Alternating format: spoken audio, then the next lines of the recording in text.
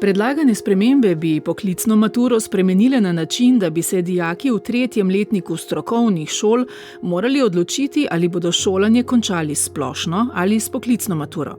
Če bi izbrali slednjo, se zanje v srednji šoli ne spremeni nič, bi pa kasneje imeli manjšo možnost za izbiro študija. Če bi se odločili za splošno maturo, pa bi jim šola morala zagotoviti enakovredno učno pripravo na splošno maturo, kot jo imajo gimnazijci, in bi se kasneje lahko vpisovali na katerekoli študije.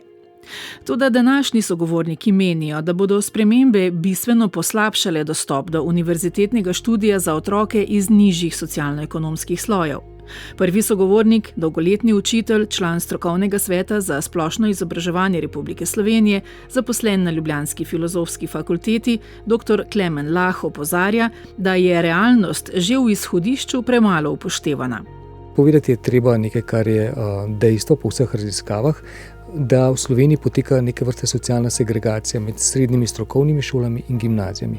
Na srednjih strokovnih šolah so predvsem dijaki in dijakinje z nižjim socialno-ekonomskim indeksom, na gimnazijah so dijakinje in dijaki z višjim socialno-ekonomskim indeksom. To je v našem izobraževalnem sistemu bolj kot posledica otrokovih sposobnosti, odraz okoliščin, v katerih otrok odrašča in se šola, opozarja Teja Dorič, strokovna sodelavka Botrstva. Zdaj, če si mi predstavljamo enega našega otroka, ki že v osnovni šoli nima niti osnovnih pogojev za učenje, ki nima svoje pisalne mize, nima sploh svoje sobe, ki razmišlja o tem, a bomo imeli kaj za jesti, a bomo lahko ostali v stanovanju. Otroka, ki mu starši nikakor ne morejo pomagati pri učenju, kaj šele, da bi mu lahko plačali inštrukcije. Tak otrok v resnici sploh nima možnosti, da bi se vpisal na neko srednjo šolo, ki si jo sam želi, da je to nek njegov sanjski poklic, ampak je v bistvu to lahko ali zaradi ocen, ker jih ima zaradi teh pogojev, ali je ta šola najbližji in s tem razlogom potem pridejo na srednje strokovne šole. Ampak bistveno je to, da v družinah, kjer se spopadajo z nekim finančnim pomanjkanjem, se ponavadi spopadajo tudi še s čim drugim. To je z težjim zdravstvenim stanjem, z duševnimi obolenji, z stiskami, ki prihajajo. Taki otroci verjetno, sploh če njihov starši niso izobraženi, niti nimajo ustrezne podpore. Hočem samo zelo na hitro navesti, s čim vse se ti otroci spopadajo, preden sploh pridejo v šolo. Po mojih izkušnjah marsikateri tak otrok pride v šolo se predvsem spočiti.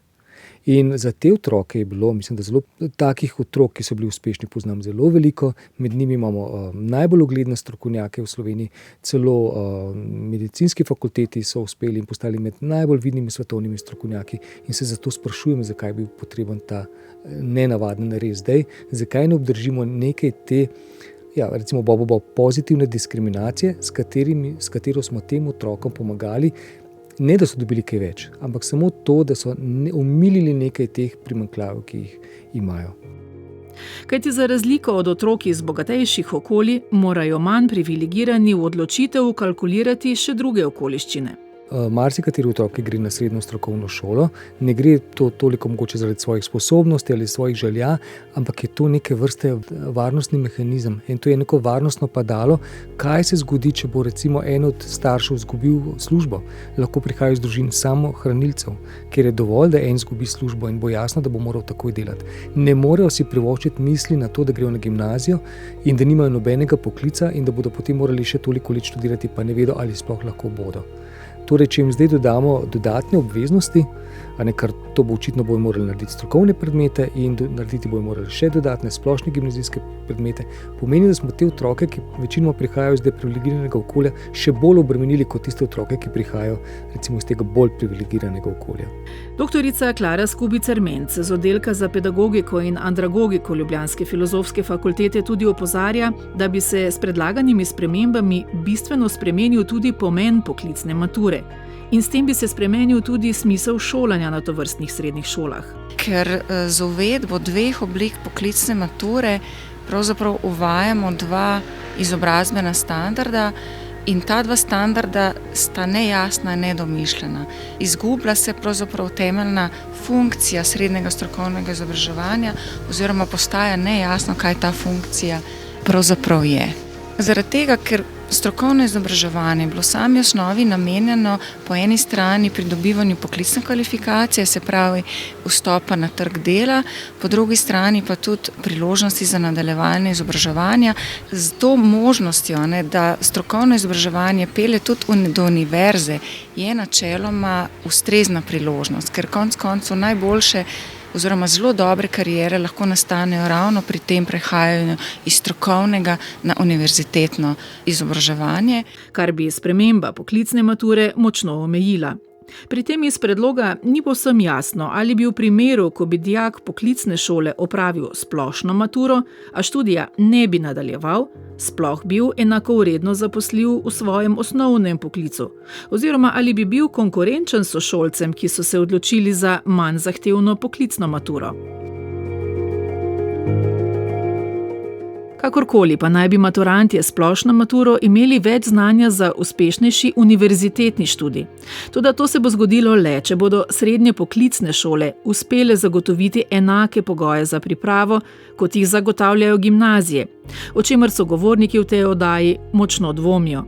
Poleg tega je odločitev že po 2. letniku za otroke tvegana in prezgodnja, sploh za otroke z deprivilegiranih okolij, meni Teja Dorič z Botrstva. S takšno ureditvijo, kot je bila zdaj, je srednja šola v zadnjem letniku ponudila to možnost za univerzitetno izobraževanje, ki si mogoče sploh v 1. letniku niso mislili, da je mogoče, jim je ponudila odprte možnosti za bolj kvalitetno izobraževanje in s tem tudi boljše življenje.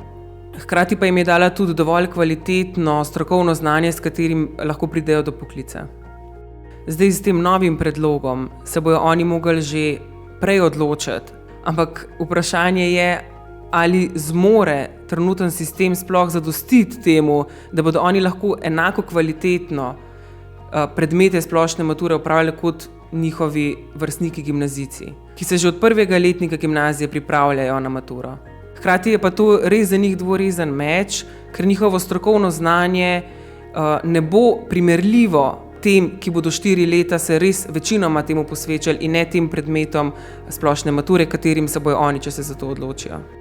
In praksa kaže, da otroci, ki že tako živijo v tveganih razmerah, ne želijo dodatno tvegati še s takimi odločitvami, pravi Teja Dorič iz Botrstva. In spet bojo iz te igre izpadali naši otroci, se pravi iz najranljivejših skupin prebivalstva, zaradi tega, ker v bistvu oni si te izbire ne morejo privoščiti v 3. letniku, oziroma zanje to sploh ni izbira, zaradi tega, ker so njihove življenjske okoliščine jih pripeljale do tega, da ne morejo izbirati. Toda vladini argumenti so drugačni, da bo splošna matura v poklicni srednji šoli tem dijakom pomagala do več znanja, saj da zdaj na študij prihajajo z veliko manj znanja in so na študiju manj uspešni. Profesor in dolgoletni učitelj Klemen Lah meni. Rad bi videl podatke, ki kaže na to, da pridejo z manj znanja. Jaz mislim, da so tukaj pridruženi številni drugi problemi, s katerimi se spopadajo otroci iz takih okolij. Torej, nimajo nobene večje podpore, spopadajo se mogoče celo z možnosti preživetja, poznam jih veliko, ki morajo zraven delati in to ne samo v srednji šoli, ampak tudi na fakulteti, ki vsak dan delajo preko študentskega servisa. Jasno je, da ne morejo usvojiti znanja tako kvalitetno kot tisti, ki so popolnoma razbremenjeni tega. Vlada tudi argumentira, da študentje svoj študij, če ga, končujejo bistveno kasneje. Ponavljam, pričakovano niso tako uspešni. Jaz mislim, da moramo biti veseli vsakega, ki tam naredi, kajti ovire, ki jih morajo oni premagati, da pridejo do istega cilja, so precej večje. In zato je jasno, da brez vseh podpornega okolja, ki ga imajo recimo gimnazijci, ki prihajajo iz ekonomsko uspešnih družin, bodo zelo težko enako uspešni. Vse to je logično in jasno. Klara Skubicer-Menc, profesorica na Filozofski fakulteti, ob tem dodaja tudi opažanja iz prakse. Na splošno zadnje generacije so vedno slabše pripravljene na študij, ne glede na to, odkot prihajajo. Mi ugotavljamo v svojih lastnih analizah, ki jih delamo recimo na oddelku, neke analize so bile narejene tudi na ravni Univerze v Ljubljani, da tisti, ki pridejo iz srednjih strokovnih šol, največji pri njih problem je, da rabijo morda nekoliko dlje časa, da pridejo do konca. Meni se postavlja vprašanje, če je to problem. Ali je morda v redu, da da država priložnost, da ljudje iz različnih izkušenj in različnih izobrazbenih poti vendarle na koncu pridejo do visokošolske izobrazbe. Jaz mislim, da je ideja, da izobrazimo državljane, da jim damo priložnost, se mi zdi dobra ideja, se mi zdi na nek način ideja, ki je povezana z vseživljenjskim učenjem, ki je povezana z neko egalitarnostjo v sistemu, vendarle bi pa vsi skupaj na tej srednješolski in osnovnošolski ravni mogli narediti res na tej kakovosti znanja. Ker tudi mednarodne študije kažejo upad prav vseh merjenih parametrov v znanju oziroma pismenosti v celotni slovenski populaciji šolarjev, to gotovo pomeni, da je v povprečju padlo tudi znanje gimnazijcev, ki se vpisujejo na fakultete. Pa vendar več znanja terjamo le od poklicnih maturantov, opozarja Klemen Lah. Treniramo strogost samo pri socialno šibkih in od njih zahtevamo, da pokažejo več, medtem ko je jasno, da trend padanja bralne pismenosti je prisoten povsod. Zato in mislim, da bi se morali najprej usmeriti v zaustavitev padca bralne pismenosti, brez tega je vse ostalo Potemkinova vas. In kaj je z idejo, da bo prav sprememba mature pomagala k boljšemu premagovanju revščine? Saj so predlagatelji sprememb zapisali, citiram, predlagane spremembe imajo pozitiven vpliv na socialno vključenost dijakov in s tem zmanjšujejo tveganje za revščino. S predlagano spremembo zakona se pri vpisu krepijo objektivnost, enake možnosti in pravičnost pri vpisu v srednješolske programe. Tega zdaj argumente ne razumem, kako ne bi se zmanjšalo tveganje za revščino, če je jasno, da kar veliko teh otrok, ki so zdaj lahko prišli v srednjo strokovno šolo na univerzitetne programe, zdaj ne bo več moglo. Obratno, povečalo se bo tveganje za revščino, kajti šola je ena najboljših poti po socialni lestvici. Ne poznamo skoraj da boljše poti, kot je to. In ta pot, zdaj če samo dvignemo letvico in če ne zagotovimo ustreznih priprav, bo seveda zelo tvegana in zelo težka. Seveda niso vsi dijaki v srednjem strokovnem izobraževanju iz deprivilegiranih in ranljivih skupin. In seveda so otroci iz takih skupin lahko še kako uspešni gimnazijci. Pa vendarle gre za spremembe, ki življenje bistveno otežujejo predvsem dijakom iz slabšega socialno-ekonomskega okolja. In glede na izjemno nizko razredno prehodnost našega sistema, kjer se velika večina otrok nikoli ne uspe povzpeti vsaj sloj višje od tistega, v katerega so bili rojeni, je še toliko bolj pomembno, da damo čim več otrokom vsaj priložnost za ta vzpon, meni dr. Klemen Lah. In tukaj med pravičnostjo in solidarnostjo vendarle ne bi smelo biti dileme. Uvajanje te novele, te spremembe mature je pravzaprav boj med dvema vrednotama. Lahko rečemo pravičnost in solidarnost. Obe sta pomembni vrednoti, z obemi lahko stojimo, vendar je treba poudariti, da kadar uvajamo pravičnost med dvema skupinama, med katerimi je ena izrazito deprivilegirana, ena pa privilegirana, ne gre več za pravičnost. Tukaj gre pravzaprav za to, da eni skupini damo dodatne privilegije in moramo reči torej bobu bob. In pri takih spremembah zakonodaje, ki nekoga z dna potisne še nižje ali mu ne omogoči vzpona, vselej velja, da nosi posledice ne le posameznik, pač pa tudi družba, trdi dolgoletni učitelj in profesor dr. Klemen Lah. Vsak otrok, ki mu je uspelo priti iz nekega socialno-ekonomsko šibkega okolja, in se mu prebiti po tej socialni lestvici do študija, končati uspešno študij, pomeni en velik doprinos celotni družbi. To pomeni, da bo imel manj težav s svojim zdravjem, da bo imel manj težav s financami, da bo manj težav imel pravosodni sistem. Celotna družba profitira, če so otroci iz nižjih socialnih slojev uspešni v šolstvu. In jasno je, če imajo toliko ovir na svoji poti, da jih bo manj prišlo do cilja. To, da jih zaradi teh ovir pride manj do cilja, s tem ne moremo opravičevati, da jim odvzamemo še to možnost. Nasprotno.